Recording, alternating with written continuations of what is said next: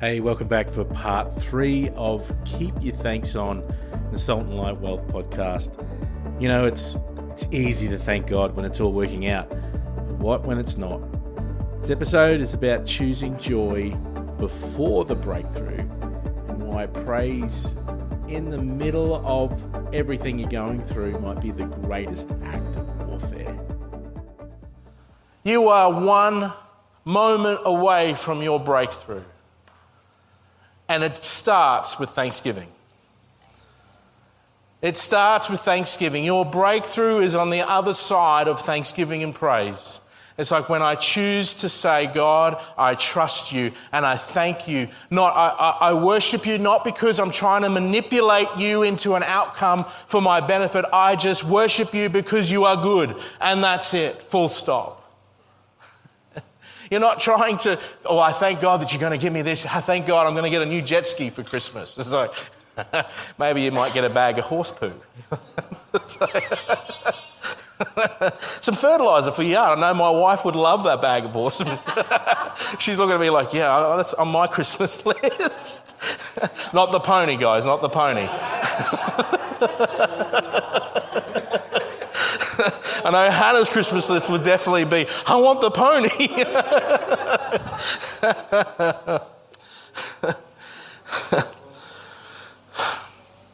It's easy to thank God when times are good. It's harder to do it when you're experiencing loss or lack.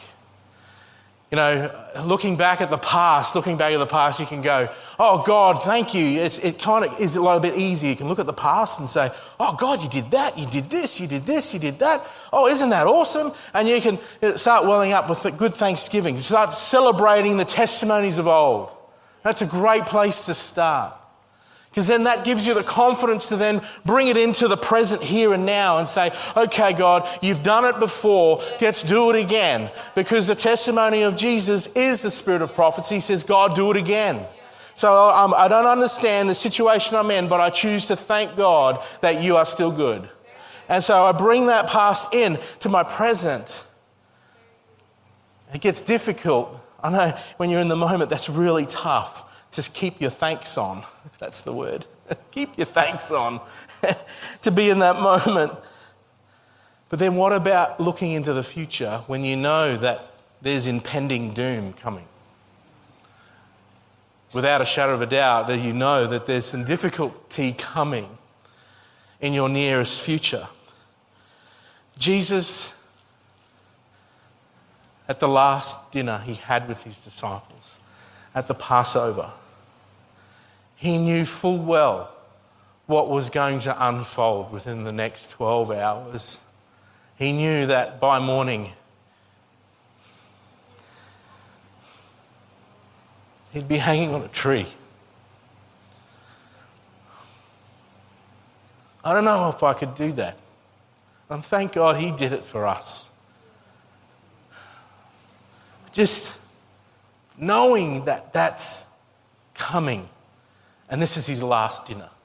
This is his last moment to have a meal with his best friends, with his family. You know what he chooses to do? He gave thanks. He gave thanks.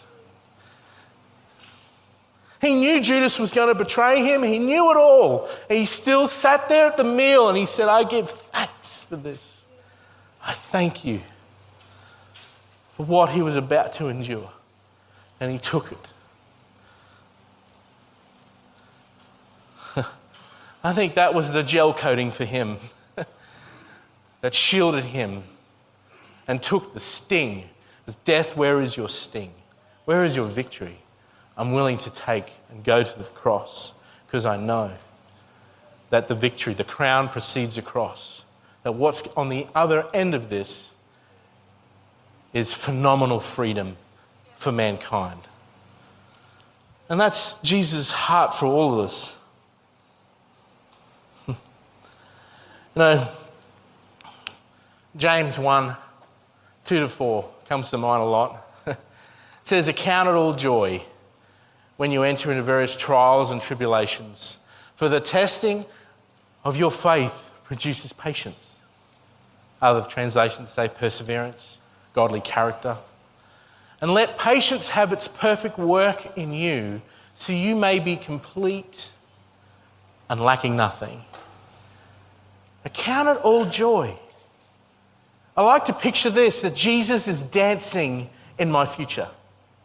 He's the most joyous person that ever walked. If you ever hang out with Jesus long enough, he's got a real funny sense of humour. He is so funny. I'd say to everyone, Jesus is the funniest guy I know. He's got a way of just poking the humour at the right moment. You're like, oh, that's good, Jesus, that's a good one. All right. But account it all joy that he's actually in your future and he's dancing. He's already prepared your future for you to walk in it. No matter how hard it's going to be or how bright it's going to be, he's dancing regardless. He's dancing in that future and he's waiting for you to join him. Account it all joy. Another translation says, when you face these trials, welcome them as friends. How about that? These trials come, you're like, come on, let's have a meal, mate. Let's sit down. We welcome you as friends. In Psalm 23, it says, he prepares a table before you in the midst of your enemies. In the midst of pain, loss and suffering, or you're going through, I know when we went through the flood, the last thing on my mind was to have a meal. I just wanted to survive. When you've got the fight or flight mentality, your adrenaline just pumps through your system and you're like, well, you just got to get through this moment. And heaven says, come and eat.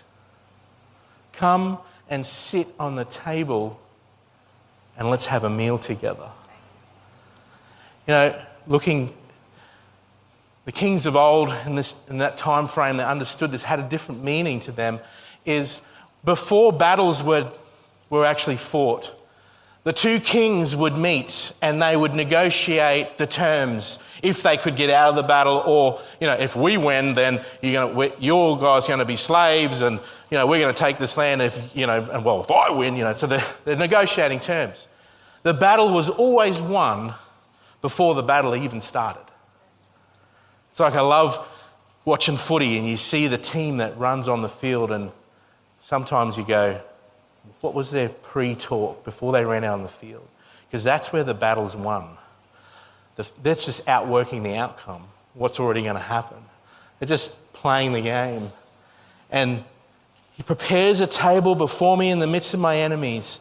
I sit at the table with him, and he invites me to sit at the table even in the midst of pain and struggle and torment and all those aspects that you're going through. He says, come and sit. A tactic, king would come to the other king in their tent. Well, come to my tent and we'll discuss terms. And they'd come in and the king would already be sitting there and having a meal. He's having a big roast chicken, got a bachelor's bag from Woolies. got a big roast meal. And he's sitting there and he's eating a meal, and the other one walks in, you know, and sees this. That shows defiance. It shows I'm not worried. I'm not concerned. I couldn't care less about this because I'm eating. When you're worried and concerned, you don't want to eat. You're like, let's figure this out. And it's also an act of defiance because, like, oh, see that chicken bone there? Just subtly, you don't have to say it. Oh, see that chicken bone there? That's going to be you tomorrow. That's going to be you tomorrow in a minute. That's sitting at the table, allowing his peace to surround you, allowing him to be involved in in that mess.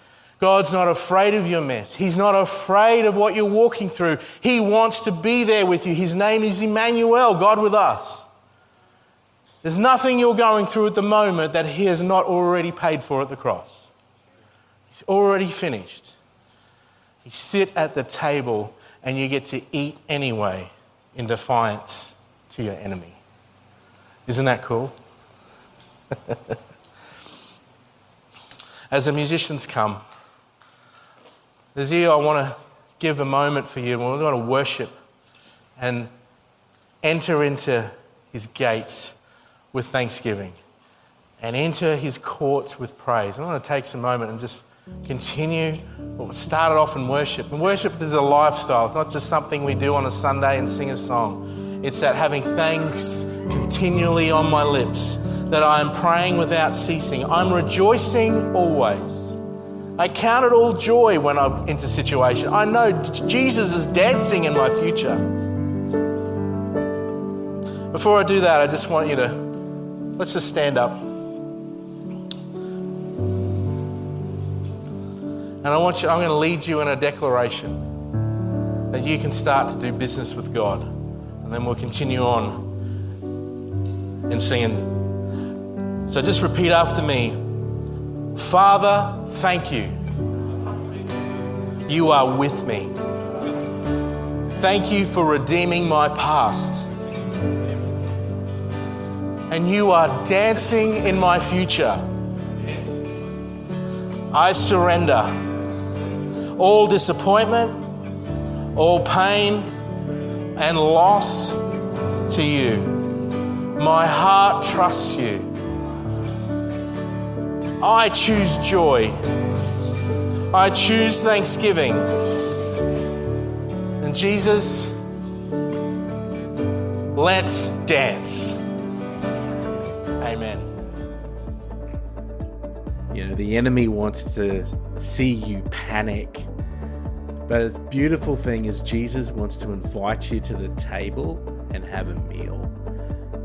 I just want to release peace over you in everything that you're walking through right now. You have a greater measure of his nearness and his closeness, that God is with you. In everything, give thanks, keep choosing joy, and see you next one.